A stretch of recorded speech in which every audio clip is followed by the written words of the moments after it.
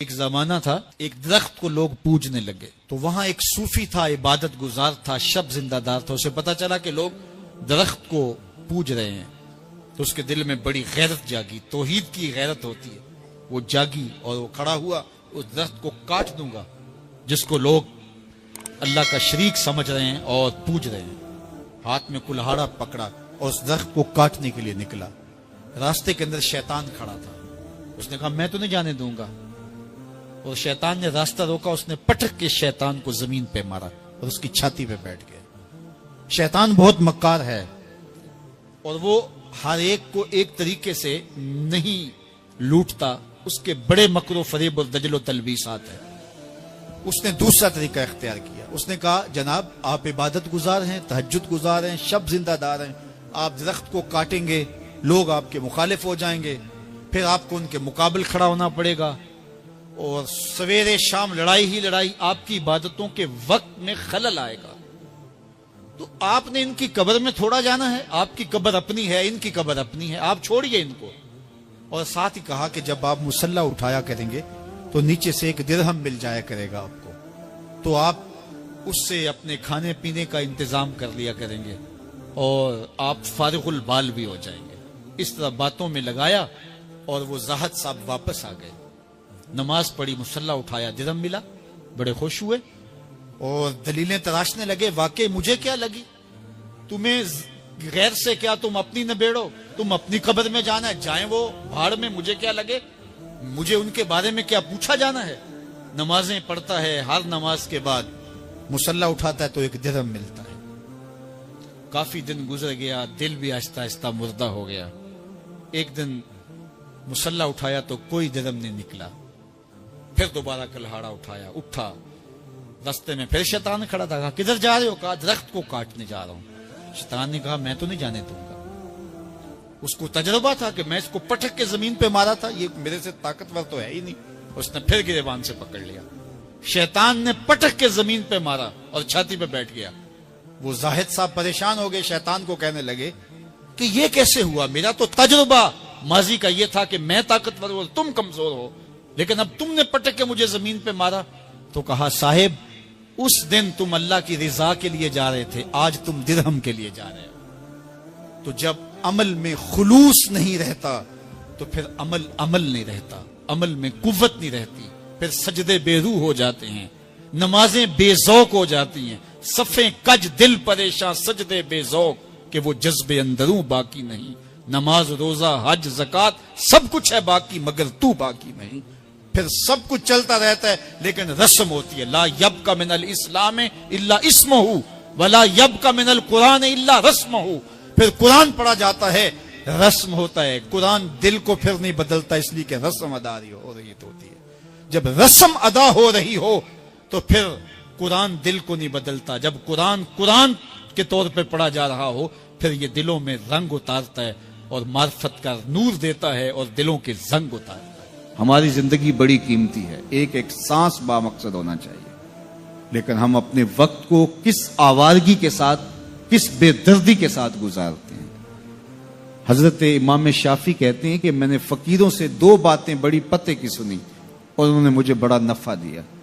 یہ بہت بڑے بزرگ ہونے کے باوجود، اتنے بڑے عالم اور فقیہ ہونے کے باوجود یہ درویشوں کی صحبت میں جا کے بیٹھتے تھے۔ حضرت امام احمد بن حنبل کو کسی نے دیکھا کہ حضرت بشر حافی کے پیچھے دوڑ رہے ہیں، تو کسی نے کہا اتنے بڑے امام ہو اور اتنے بڑے فقیہ ہو، اس فقیر سے کیا ڈھونڈتے ہو، بشر حافی سے کیا تلاش کرتے ہو؟ تو حضرت امام احمد بن حنبل نے کہا کہ احمد بن حنبل جس رب کو مانتا ہے بشر حافی اس رب کو جانتا بھی ہے۔ تو فقیروں کی باتیں بڑی پتے کی ہوتی ہیں، تو کہتے ہیں کہ فقیروں کی دو باتوں نے، امام شافعی بولے کہ مجھے بڑا فائدہ دیا۔ ایک تو یہ الوقت سیف قاطع، وقت کاٹ دینے والی تلوار ہے، اگر وقت کو تم کاٹو گے تو ٹھیک، ورنہ وقت تمہیں کاٹ دے گا۔ اب تمہاری مرضی ہے کہ وقت کے گھوڑے پہ تم سوار ہو کے اپنی مرضی سے وقت کو چلاؤ، یا پھر تم وقت کے رحم و کرم پہ ہو اور اس کی موجیں تمہیں جس سمت چاہیں بہا لے جائیں۔ اب تمہارا اختیار ہے کہ تم اپنا وقت کیسے گزارتے ہو۔ دوسری بات جس نے مجھے بڑا نفع دیا وہ یہ کہ اپنے آپ کو نیکی کے کاموں میں لگا دو، ورنہ نفس تمہیں برائی کے کاموں میں مشغول کر دے گا۔ اپنے ارد گرد تانا بانا ایسا بن لو، اپنے حالات ایسے بنا لو، اپنی دوستی ایسی وضع کر لو کہ تم نیکی کے ماحول میں رہو، ورنہ شیطان برائی کے اندر مبتلا کرنے میں دیر نہیں کرے گا اور نفس تمہیں جو ہے وہ شر میں مبتلا کر دے گا۔ تو فرمایا کہ کسی شخص کے اسلام کا حسن یہ ہے کہ وہ بے مقصد کاموں کو چھوڑ دے۔ ہم تو بعض اوقات بیٹھتے ہیں تو گھنٹوں بے مقصد بیٹھے رہتے ہیں اور قیمتی سے قیمتی وقت ضائع کرتے ہیں۔ حضرت اویس کرنی رضی اللہ تعالیٰ عنہ کو حضرت عمر رضی اللہ تعالیٰ عنہ اور حضرت علی المرتضیٰ رضی اللہ تعالیٰ عنہ ملنے گئے، حضور کا سلام دیا، حضور کا پیغام دیا، اللہ اکبر۔ تو ویسے کرنی تو تڑپ گئے نا، چشمان سے آنسو ہیں اور بار بار پوچھتی ہیں میرے حضور کے لبوں پہ میرا نام کیسے آیا تھا۔ حضور نے کہا تھا نا کوئی اویس بن عامر کو ملے اور میرا سلام دے اور اس سے کہے کہ میری امت کی بخشش کی دعا کرے، اللہ اکبر۔ تو یہ ملنے گئے حضور کی وصیت اور حکم کے مطابق، حضور کا سلام دیا تو یہ بار بار کہتے تھے حضور کے لبوں پہ میرا نام کیسے آیا، اللہ اکبر۔ تو جب یہ تڑپ دیکھی تو کہا اتنی محبت اور اتنا پیار تو حضور کو ملنے نہیں آئے، حضور کو دیکھنے نہیں آئے۔ تو حضرت اویس کرنی فرمانے لگے تم نے میرے حضور کو دیکھا ہے؟ تو یہ خاموش ہو گئے تو کہنے لگے میں نے نہیں نہ دیکھا تو مجھ سے پوچھ لو، تم پہلے بتاؤ کہ حضور کے ابرو جڑے ہوئے تھے یا کھلے ہوئے تھے؟ اللہ اکبر، تم نے تو حضور کو دیکھا ہے تو ذرا بتاؤ نا۔ پھر خود ہی فرمانے لگے جس نے نہیں دیکھا اس سے پوچھ لو۔ کہا کوئی قریب سے دیکھتا تو کھلے ہوئے نظر آتے، دور سے دیکھتا تو جڑے ہوئے نظر آتے۔ معلوم ہوا کہ حضور کی قربت میں ہی رہے ہیں اگرچہ بظاہر دور رہے ہیں۔ تو یہ اتنے جلیل القدر صحابی ملنے گئے، کچھ دیر باتیں کی، اس کے بعد حضرت اویس کرنی نے ہاتھ بڑھا دیے، کہا اچھا آپ نے بھی آخرت کی تیاری کرنی ہوگی، میں نے بھی کرنی، اچھا حشر کو ملیں گے۔ اللہ اکبر۔ تو وقت بہت قیمتی ہے، کسی کے اسلام کا حسن یہ ہے کہ وہ بے مقصد کاموں کو ترک کر دے۔ جس طرح ڈھال آپ کر دیتے ہیں جنگ میں برستے ہوئے تیروں کے سامنے، تو وہ تیر ڈھال سے ٹکرا کے گر جاتے ہیں اور آپ کو نقصان نہیں پہنچتا، تو روزہ بھی آتش دوزخ سے ڈھال ہے، جہنم کی آگ سے بچانے والا ہے۔ روزے دار کو اللہ کی خاص رحمت نصیب ہوتی۔ ایک حدیث میں آتا ہے کہ روزے دار کو دو خوشیاں نصیب ہوتی ہیں۔ ایک خوشی اسے تب ملتی ہے جب وہ روزہ کھولتا ہے، جب سارے دن کی بھوک اور پیاس کاٹنے کے بعد شام کے لمحے ہوتے ہیں اور پھر روزہ منزل تک پہنچتا ہے، تو کس مسرت اور خوشی اور سرشاری کے عالم میں روزہ دار ہوتا ہے کہ شکر ہے کہ اتنی لمبی اور اتنی سخت گرمی کے ماحول کی شدت کے باوجود اللہ تعالیٰ نے مجھے روب منزل کیا۔ تو اس وقت ایک احساس اس کے ساتھ جڑا ہوتا ہے، اور پھر جب وہ ٹھنڈا اور میٹھا مشروب اپنے کام و دہن میں ٹپکاتا ہے اور وہ ٹھنڈا میٹھا مشروب اس کی رگوں کو تر کرتے ہوئے معدے کی طرف بڑھ رہا ہوتا ہے، اس کی زبان بولے نہ بولے دل اللہ کا شکر ادا کر رہا ہوتا ہے، اس کا ایک ایک عضو بدن رب کا شکرانہ ادا کر رہا ہوتا ہے۔ وہ ٹھنڈا اور میٹھا مشروب رگوں کو تر کرتا ہوا آگے بڑھتا چلا جاتا ہے، لیکن شکرانے کا وہ پیکر بن جاتا ہے۔ وہ ایک مسرت، ایک خوشی کا عالم ہوتا ہے کہ روزہ بھی نب گیا، سارے دن کی تکلیف بھی کٹ گئی اور اللہ نے مجھے افطار کے لمحوں تک پہنچایا۔ فرمایا روزے دار کو ایک خوشی تب ملتی ہے جب وہ روزہ کھولتا ہے، وَفَرْحَةٌ عِنْدَ لِقَاءِ رَبِّهِ، اور دوسری خوشی روزہ دار کو تب ملے گی جب روزے کے صلے میں اللہ اپنا دیدار عطا فرمائے۔ بنی آدم کے جتنے بھی عمل ہیں 10 سے لے کر 700 گنا تک اس کا ثواب اولاد آدم کو اس کا دیا جاتا ہے۔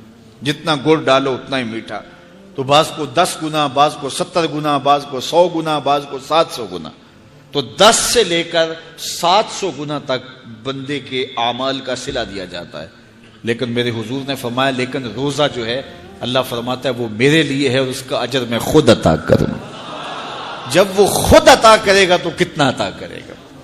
سخی اتنا بڑا ہو تو پھر کیا عطا کرے گا؟ بلکہ بعض نے اس کو عجزی ہی کی بجائے اجزا پڑھا ہے بصیغہ مجہول، کہ روزہ میرے لیے ہے اور اس کی جزا میں خود ہوں۔ باقی اعمال کی جزا جنت ہے، جنت کی نعمتیں ہیں اور بہت کچھ ہے، لیکن روزے کی جزا میں خود ہوں، اور جس کو وہ خود مل گیا پھر جنت میں مل گئی، جنت والا جو مل گیا پھر جنت بھی مل گئی، جنت کی نعمتیں بھی مل گئیں۔ تو روزہ اللہ کی خوشنودی کا ذریعہ ہے، اس کی رضا کا ذریعہ ہے۔ تو خوش نصیب لوگ روزے کی برکتیں حاصل کرتے ہیں۔ اور ایک روایت میں آتا جب رمضان المبارک کا آغاز ہوتا ہے، اللہ اہل ایمان کو، اپنے بندوں کو محبت کی نظر سے دیکھتا ہے، اور اللہ جس کو محبت کی نظر سے دیکھ لے پھر اسے کبھی عذاب نہیں دے گا۔ اللہ اکبر۔ تو یہ روزہ دار کے لیے اللہ کی کرم نوازیاں ہیں، اللہ کی رحمتوں کے اجالے ہیں جو اس کے اوپر برستے ہیں۔ تو میں اور آپ اس ماہ انور کو، اس ماہ نور کو اس طرح سے گزاریں کہ ہمارے اندر کے پاپ دھل جائیں، ہماری غلاظتیں گناہوں کی مٹ جائیں، ہمارا سینہ صاف ہو جائے، ہم اہل ایمان کے لیے کشادہ دل ہو جائیں، ہمیں جو ہے وہ جھوٹ سے، تکبر سے، بخل سے، ریا سے اور دیگر امور بد سے اجتناب کرنے کی عادت پڑ جائے۔ روزہ جو سکھانا چاہتا ہے ہم وہ اس سے سیکھ لیں، اور روزے کی برکات ضبط نفس کی صورت میں ہمیں نصیب ہو جائیں، تو ہم روزے کے بعد بھی، ماہ سیام کے گزرنے کے بعد بھی ایک نئی زندگی لے کر، ایک تازگی لے کر، ایک نور اور روشنی لے کر کے جو ہے وہ معاشرے کے، اسلامی معاشرت کے ایک اہم فرد کی صورت کے اندر جو ہے وہ سامنے آئیں۔ تو اللہ اس ماہ سیام کی برکتیں ہمیں نصیب فرمائے۔ ہر سال مہینہ آتا ہے، گزر جاتا ہے، ہم پورا مہینہ بھوک کاٹتے ہیں اور پھر وہاں کے وہاں ہی کھڑے رہتے ہیں، تو پھر ہمیں سوچنا چاہیے، لیکن اگر تبدیلی آتی ہے تو پھر شکریہ ادا کرنا چاہیے۔ آج کی اس تاریخ میں ہم عزم کر کے اٹھیں کہ ہمارا یہ ماہ سیام ہماری زندگی میں ایک سنگ میل ثابت ہوگا، اور ہم ایک نئے باغپن کے ساتھ، نئے عزم کے ساتھ یہ مہینہ گزاریں گے اور ضبط نفس سیکھیں گے اس مہینے سے۔ امام محمد بن حسن الشیبانی جب بصرے میں آئے تو ایک صاحب مناظرہ کرنے کے لیے منتظر کھڑے تھے کہ مسلمانوں کا امام آئے، میں ایسے سوال کروں گا کہ وہ جواب نہیں دے پائے گا۔ اور امام محمد بن حسن الشیبانی جب تشریف لائے، چمکتا ہوا روشن چہرہ، سر پہ سفید امامہ، بدن پہ سنت کا جامہ، جو ہی تشریف لائے تو جو مناظر کھڑا تھا اس کے لبوں پہ کلمہ جاری ہو گیا۔ تو لوگوں نے کہا کہ آپ تو مناظرہ کرنے آئے تھے اور آپ نے کوئی سوال نہیں کیا، کوئی بحث نہیں چھیڑی، ایسے ہی کلمہ پڑھ لیا۔ تو وہ شخص بولا، وہ جو مناظرے کے لیے آیا ہوا عیسائی تھا، اس نے کہا کہ جب میں نے مسلمانوں کے امام محمد بن حسن الشیبانی کے چمکتے ہوئے چہرے کو دیکھا تو میرے دل نے گواہی دی، جب مسلمانوں کا چھوٹا محمد اتنی شان والا ہے تو بڑے محمد کا عالم شان ہے، خدمت گاروں کی سرکار کا عالم کیا ہے۔ تو مسلمان کو دیکھ کر کے حضور یاد آئے، ہمارے رویوں سے ہمارے نبی پر لوگ درود پڑے، ہمیں دیکھیں، ہمارے کردار کو دیکھیں، ہمارے اخلاق کو دیکھیں، ہماری گفتگو سنیں، ہمارے پاس چند لمحے انہیں بیٹھنے کا موقع ملے، ہمارے ساتھ سفر کرنے کا انہیں موقع ملے، ہمارے ساتھ کاروبار کر کے دیکھ لے، رشتہ داری کر کے دیکھ لے، جب ہمیں ملیں تو وہ کہیں واہ واہ، جب حضور کا غلام یہ شان رکھتا ہے تو پھر حضور کا عالم کیا ہوگا۔ ہمیں دیکھیں تو درود حضور پہ پڑھیں۔ تو اپنے کردار اتنے خوبصورت، اتنے دل آویز بنا لو کہ اس سے اسلام پھیلے گا، اس سے اسلام کی روشنی پھیلے گی۔ تو سب سے پہلے اپنے اوپر اسلام کو ہم نافذ کریں، اپنے رویوں میں اسلام کو نافذ کر لیں، اپنے طرز زندگی میں اسلام کی حکمرانی لے آئیں، اپنے گھر میں اسلام کو نافذ کر لیں، پھر یہ سفر آگے ہوگا۔ میں دوسرے پر اسلام کو نافذ کرنا چاہتا ہوں، خود اپنے پہ اسلام کو نافذ نہیں کرنا چاہتا۔ میں دوسرے کو مسلمان دیکھنا چاہتا ہوں لیکن اپنے رویوں پہ میں نے کبھی غور نہیں۔ میرا طرز زندگی کیا ہے، میں وعدہ کرتا ہوں تو میرا اس کا انداز کیا ہے، کیا پورا کر لیتا ہوں، کیا میری زبان سے جھوٹ تو نہیں نکلتے، میرے لہجے لوگوں کے لیے تکلیف کا سبب اور باعث تو نہیں ہے۔ تو اسلام کے جمال کو اپنے عمل سے لوگوں کے سامنے پیش کرو، تمہیں دیکھیں تو لوگ حضور کے غلام بن جائیں۔ اگر لوگوں کو پتہ چل جائے کہ رمضان میں کیا ہے تو وہ آرزو کریں کہ پورا سال ہی رمضان رہے، اتنی برکتیں اور اتنی رحمتیں اللہ نے اس مبارک مہینے کے دامن میں ڈال دی ہیں۔ یا ایھا الذین آمنوا کتب علیکم الصیام کما کتب علی الذین من قبلکم، کہ اے ایمان والو تمہارے اوپر روزے فرض کیے گئے ہیں جس طرح تم سے پہلوں پہ فرض کیے گئے تھے۔ کیوں فرض کیے گئے؟ وجہ کیا ہے؟ لعلکم تتقون، تاکہ تم متقی بن جاؤ، تم پرہیزگار بن جاؤ۔ تو روزے کی فرضیت کا نتیجہ تقوی کا حاصل ہونا ہے، اتقاء کی دولت کا نصیب ہونا ہے۔ تو اس آیت کریمہ میں 3 چیزیں بیان کی گئی۔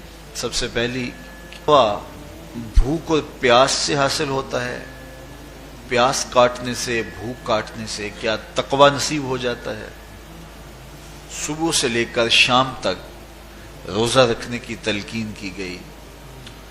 یہاں ناروے میں اور مختلف ممالک کے اندر 20-20 گھنٹے کا روزہ ہے، اور ہمارے بھی یہاں 16-17 گھنٹے مسلسل شدت کی گرمی میں بھوک اور پیاس کاٹنا ہوتی ہے۔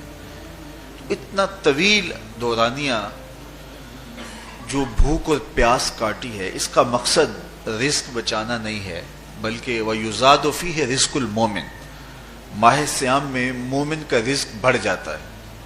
آپ اپنا بجٹ دیکھ لیجئے، باقی مہینوں کی نسبت ماہ صیام میں آپ کے اخراجات زیادہ ہوتے ہیں اور کشادگی ہوتی ہے۔ تو یہ کوئی خوراک بچاؤ مہم نہیں ہے، بلکہ رزق تو بڑھ جاتا ہے، لیکن اس کے باوجود 20-20 گھنٹے، 17-17، 18-18 گھنٹے پیاس اور بھوک کاٹنا، اس کا کوئی مقصد ہے تو وہ مقصد قرآن نے بیان کیا کہ اس کے نتیجے میں تمہیں اتقاء کی دولت ملے گی، تمہیں تقوی کا نور نصیب ہوگا۔ سمندر کی پاتال تک تو شاید کوئی پہنچ گیا ہو، لیکن ماں کے پیار کا کنارہ آج تک کسی کو نہیں ملا۔ ماں جب بولتی ہے تو اس کے لہجے میں جبریل بولتا ہے، ماں جب مسکراتی ہے تو لگتا ہے جنت کی ساری کلیاں کھل اٹھی۔ اللہ نے اس کے سینے میں وہ درد، وہ درک، وہ محبت، وہ الفتوں کا ایک جہاں آباد کر دیا ہے۔ ماں تو پھر ماں ہی ہوتی ہے، اس کے سینے میں رکھا ہوا پیار تو ایک عجیب کائنات ہے، تڑپتی ہوئی ممتا ایک الگ ہی جہان ہے۔ کبھی آپ نے دیکھا ہو کہ بچہ گھر سے نکلتا ہے، دنیا کی بڑی بڑی دانشگاہوں میں اس کا انتظار ہو رہا ہوتا ہے، لوگوں کو عقل و بینش سکھانے جا رہا ہوتا ہے، اس کی ایک ایک بات کو لوگ موتیوں کی طرح جھولیوں میں ڈالتے ہیں، اور دنیا کی دانشگاہوں میں، یونیورسٹیوں میں اور درسگاہوں میں لوگ اس کے موتیوں جیسے جملے سننے کے لیے بےتاب ہوتے ہیں کہ یہ عقل و بینش کا مرکہ ہے، یہ فہم و ادراک کا پہاڑ ہے، اس کی باتیں زندگی گزارنے کا گر سکھاتی ہیں، تو لوگ سیکھنے کے لیے جمع ہوتے ہیں۔ لیکن وہ شخص جب گھر سے نکلتا ہے تو ماں کتنے بھولے انداز میں کہتی ہے، پتر ذرا سڑک دھیان سے عبور کرنا۔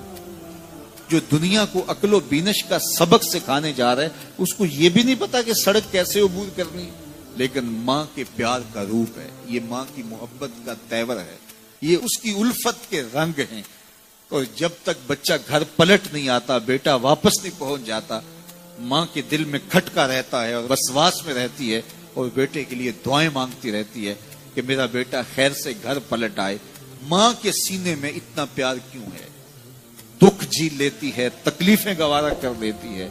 غریب مائیں تو بیٹوں اور بیٹیوں کا پیٹ پالنے کے لیے کسی کے گھر کے برتن بھی مانجنے پڑیں تو اس سے بھی گریز نہیں کرتی، تکلیفیں سہ لیتی ہیں، اذیتیں گوارا کر لیتی ہیں، لوگوں کی غلامیاں قبول کر لیتی ہیں۔ مائیں اپنی اولاد کے لیے کیا کچھ نہیں کرتی۔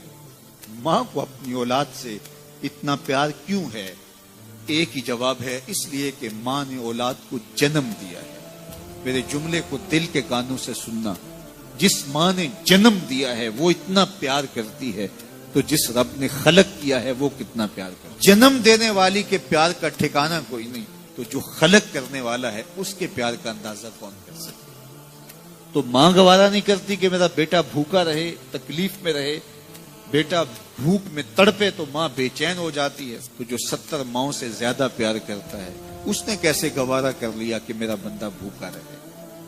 سحری کا کھانا کھایا ہے، کڑکتی دوپہر ہے، برستی گرمی ہے، زباں پہ پپڑی جم گئی، حلق خشک ہو گیا، کھانے کے لیے پینے کے لیے سب کچھ میسر ہے، لیکن کہا نہیں ایک گھونٹ بھی نہیں لینا، وضو کرتے بھی احتیاط کرنا ہے حلق سے نیچے کوئی قطرہ اتر نہ جائے، کچھ کھانا بھی نہیں ہے۔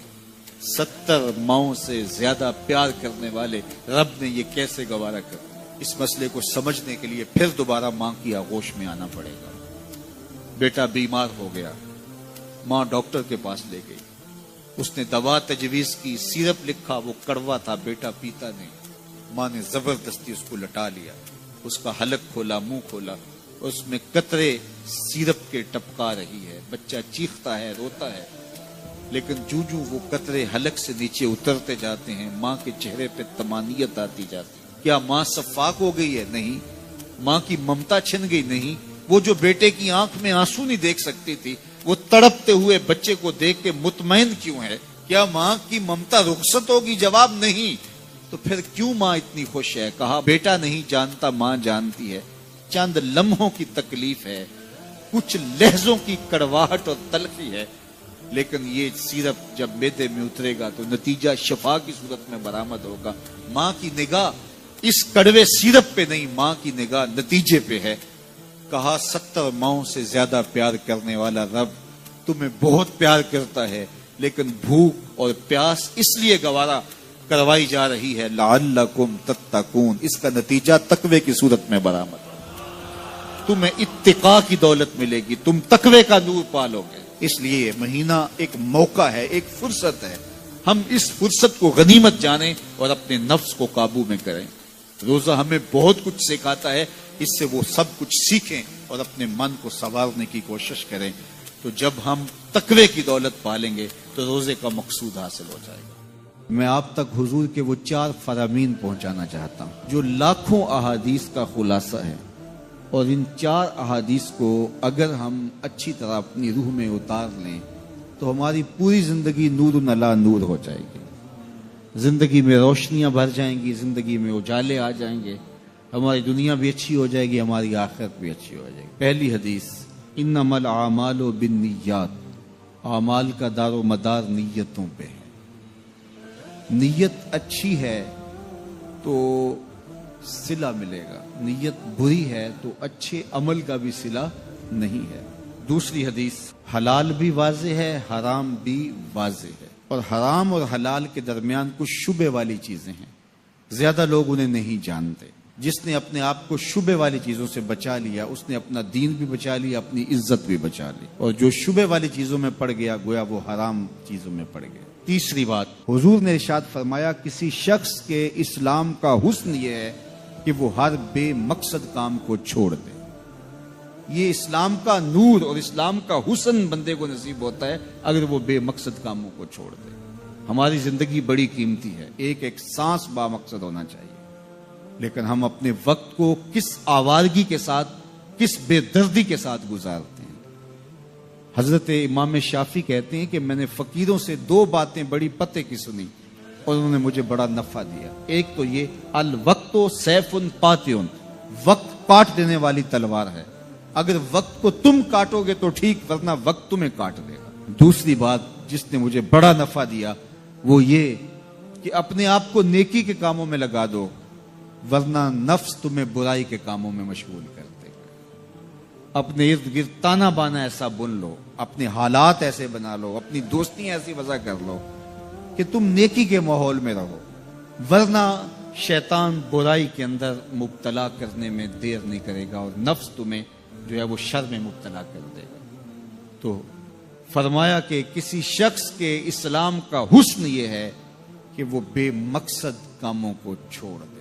چوتھی حدیث سن لیجئے، میرے حضور نے فرمایا اتنی دیر تک کوئی شخص کامل مومن نہیں ہو سکتا جب تک اپنے مومن بھائی کے لیے وہ پسند نہ کرے جو اپنے لیے پسند کرتا ہے۔ میں اور آپ اپنے لیے جو پسند کرتے ہیں ہمیں اچھی طرح پتہ ہے، اپنے بھائیوں کے لیے، اپنے عزیزوں کے لیے، اپنے دوستوں کے لیے، اہل ایمان کے لیے بھی وہی پسند کریں۔ خیریت، عافیت، دولت، عزت، آبرو، یہ ہم پسند کرتے اپنے لیے، اور ہم یہ سب جو ہے وہ اپنے عزیزوں کے لیے، اپنے بھائیوں کے لیے بھی پسند کریں، اہل ایمان کے لیے بھی پسند کریں۔ اللہ سب کو آبرو دے۔ کسی کی عزت پہ حرف نہ آنے پائے، کسی کو دھوکہ نہ ہو، کسی کو فراڈ نہ ہو۔ اچھا کچھ لوگ ایسے ہوتے ہیں کسی سے خود فراڈ تو نہیں کرتے، لیکن اس سے فراڈ ہو رہا ہو، اس سے دھوکہ ہو رہا ہو تو اس سے خوش ہو رہے ہوتے ہیں کہ یہ میرا شریک ہے، یہ میرا دشمن ہے، اس کو نقصان ہو رہا ہے۔